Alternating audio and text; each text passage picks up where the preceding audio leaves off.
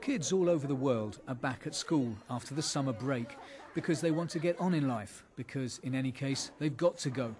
Now the OECD has come up with a study that shows with surprising detail what most of us perceive only vaguely, that school really matters, to begin with on the crude level of what a child is going to end up earning. If you look over the life cycle of a man, you have on average $189,000 in additional income from getting a university level qualification or vocational tertiary qualification.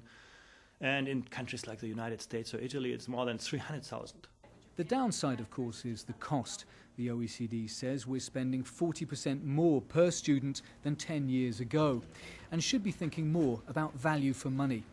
But the benefits we get from education are not just economic. For the first time, the OECD has been examining how education improves not only how we live as individuals, but how we live together. If you look at the relationship between education and health, for example, it's a very close relationship in many countries. If you look at even things like interpersonal trust, things that our societies rely on, political interest, all of those depend really on advanced qualifications, on better skills. So there's a lot of dimensions, and this economic crisis will have long-term social consequences, and education may be quite a powerful lever to deal with them. Here at the OECD, they say that for educated people, the chances of becoming healthy, wealthy and wise have never been as good as they are today. But for those without qualifications, the prospect of low wages or unemployment is looming larger than it has for decades.